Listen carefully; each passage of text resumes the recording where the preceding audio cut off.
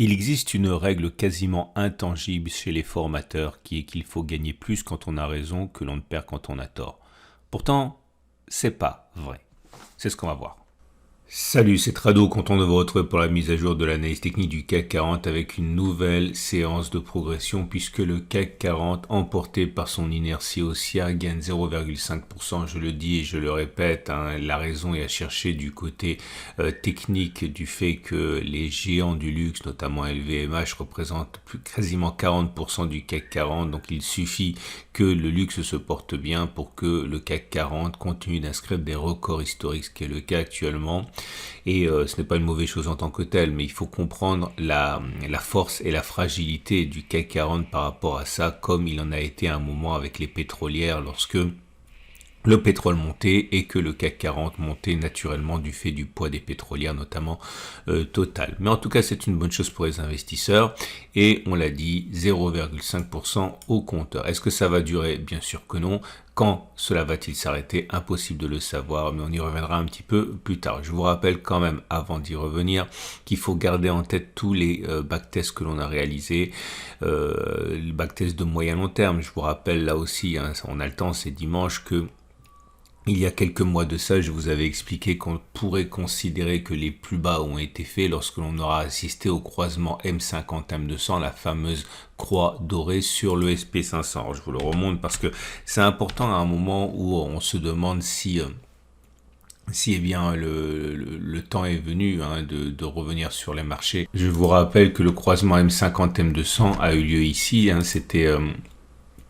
c'était au mois de février, début mois février, et on sait que lorsqu'on avait testé la stratégie depuis la création du SP500, regardez ici ou encore ici, eh bien on était quasiment assuré statistiquement que l'on ferait la même distance au plus bas récent, vers le haut que vers le bas. C'est pas toujours vrai, notamment là c'était pas vrai, vous voyez, mais là ça s'est avéré vrai, là ça s'est avéré... Non, regardez, ce sont les ellipses oranges. Bref, ce que je suis en train de vous dire, c'est que ça s'est passé en février et qu'à partir de là, il était plausible statistiquement que l'on fasse au moins la même distance au stop de protection, je viens de le dire, donc à la louche, voilà, 15,5% vers le haut, plutôt que l'on revienne sur les plus bas, ce qui nous amène sur cette résistance rouge ici, qu'on avait déjà évoquée, qui est en fait tout simplement la résistance historique du SP500, avant que de revenir sur les plus bas. Donc voilà, c'est aussi saugrenu que cela puisse paraître à certains, compte tenu de la situation mondiale au niveau économique, eh bien c'est quelque chose qui statistiquement tient la route. Et donc à partir de là, puisqu'on a connu la même chose ici, eh bien regardez, je le fais à la louche, encore une fois, l'objectif c'est pas de faire un backtest précis, ici on l'a déjà réalisé, donc ça a été ici, c'était 15%, on en est à 13-14%, vous voyez, donc voilà, aller chercher 15% de hausse, c'était dans les tuyaux depuis entre guillemets le début. Ok, et du coup prendre encore quelques points n'est absolument pas exclu. Je peux pas revenir sur ces tests qui ont déjà été faits, mais il faut que vous gardiez, si vous débutez, la trace des choses qu'on teste ensemble pour que eh bien ça fasse sens éventuellement plus tard et que vous compreniez ce qui fonctionne et ce qui fonctionne pas. Ce qui nous amène donc eh bien tout simplement aux éléments techniques. La moyenne mobile à cette période est toujours fièrement ascendante, on est au-dessus de la tendance immédiate, elle est haussière. La moyenne mobile à 20 périodes est ascendante, on est au-dessus de la tendance générale est haussière, la tendance de fond est haussière avec la M50 qui monte, croisement M20, M50, le dernier qui a eu lieu était ici. On le testera lorsque ce sera effectif, c'est sans doute pour la semaine prochaine, enfin oui c'est pour la semaine prochaine, on verra ce que ça donne, mais bon, vous devinez que c'est pas mauvais. Le super trend a été cassé, on a backtesté ça la semaine dernière, on avait dit qu'à partir du moment où c'était fait, il était plausible que l'on prenne encore 3%. Ok, ça a été quasiment statistiquement assuré, et vous voyez, bon à la louche, je le fais, ça voudrait dire encore monter jusqu'à 7600 environ. Et vous voyez ce qui se passe actuellement, je suis désolé de me répéter, mais si vous faites du trading systématique probabiliste, eh bien vous pouvez pas être surpris par ce qui se passe, parce que c'est ce qui se passe en général. Donc c'est pour ça également, et là j'ouvre notre parenthèse, qu'il est important de tester sur de nombreuses occurrences, puisque lorsque vous testez sur de nombreuses occurrences, 100, 200, 300, 500, eh bien vous lissez toutes les spécificités pour arriver à quelque chose qui statistiquement fonctionne si vous faites encore et encore le même trade, que vous appliquez la même stratégie. C'est pour ça qu'on me demande souvent combien d'occurrences sont importantes. Il n'y a pas de consensus, mais on dit généralement que il faut le faire autant que possible. Et là, en ce sens, encore une fois, une continuation de la hausse est totalement envisageable, hein. Alors, ce qui nous amène également aux éléments autres. Et j'avais parlé du Money Flow Index qui a retenu pas mal d'éléments de réponse. Alors, je vais revenir sur cette histoire. On m'a dit, Trado, j'ai vu que, je vous rappelle pour la petite histoire, si vous n'avez pas vu la dernière vidéo, que on a vu ensemble un outil qui permet d'anticiper avec beaucoup de pertinence, hein, la fin prochaine de la hausse. Alors attention, je ne parle pas d'anticiper la baisse et une visite des abysses, hein. Je suis en train de vous parler d'une petite correction pour corriger le fait que ça monte très vite. Et je vous avais expliqué que lorsque le MFI, le Money Flow Index, passe au-dessus de 80, généralement, mais pas toujours, généralement la correction elle est proche. Et j'ai reçu des questions me demandant pourquoi j'avais mis 10 en période, alors qu'on peut aussi utiliser 14. Alors là, je vais donner un élément de réponse général, mais l'idée, c'est que il faut impérativement que vous compreniez que si vous voulez faire les choses bien, normalement, il faut personnaliser, customiser les indicateurs techniques à l'actif que vous tradez. Par exemple, ici, vous pensez bien que le Nasdaq et le CAC 40 n'ont pas du tout de la même vie, la même réaction, la même personnalité. C'est comme comparer toute chose relative, hein, une small cap et la Société Générale. Ok, tout le monde a une façon particulière de réagir et il en va de même des indicateurs techniques. Donc, pour bien faire, normalement, il faudrait regarder ce qui a précédé une correction sur un indice ou un actif en choisissant, en faisant évoluer, en personnalisant les nombres de périodes 10, 11, 12, 13, 14. J'ai trouvé que 10 c'était pas mal pour le CAC 40, mais pourquoi pas envisager 14 ou 12 ou 16 sur d'autres indices. Ok, donc là, je referme ma parenthèse. Et ce qui nous amène à un point général que je voudrais aborder par rapport au trade justement que j'ai évoqué avec cette histoire de Money Flow Index. J'en profite parce que c'est le week-end, vous avez plus de temps, en plus c'est les vacances pour certains.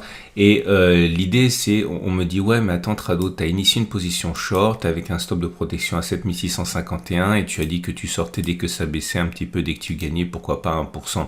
Alors je reviens pas sur cette vidéo que j'ai produite la séance précédente, mais l'idée c'est que il existe une idée générale qui est que lorsque l'on trade, il faut viser 2 fois plus que ce l'on risque. Clairement, si vous risquez 100, vous devez viser un gain de 200. Si vous visez un gain de 100, vous devez risquer uniquement 50. Et l'idée, effectivement, c'est que si vous gagnez 2 fois plus quand vous avez raison que vous ne perdez quand vous avez tort, eh bien vous pouvez vous permettre d'avoir tort plus souvent que vous n'avez raison. Alors ça, c'est vrai, et c'est vrai que c'est ce que les formateurs en général préconisent parce qu'ils veulent justement protéger les débutants et protéger leur capital tout en sachant que généralement ils auront tort plus souvent qu'ils n'auront raison. Mais il faut bien comprendre que mathématiquement c'est pas exact, ok.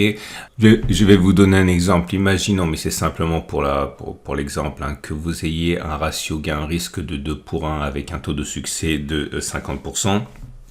Si vous risquez 100 euros par trade, vous gagnez 50 fois 200, ça fait 10 000 et vous perdez 50 fois 100, ça fait 5 000. Donc vous comprenez bien que sur 100 trades, eh bien vous gagnez de l'argent, même si vous avez tort une fois sur deux. Alors, au-delà du fait que c'est un excellent ratio gain-risque, un excellent combo, c'est pas courant, mais l'inverse est totalement vrai. C'est-à-dire que si vous arrivez à trouver une stratégie qui fonctionne très souvent, vous pouvez vous permettre de perdre plus quand vous perdez que vous ne gagnez quand vous avez raison. Je vous donne un exemple qui est classique des choses que j'utilise moi-même.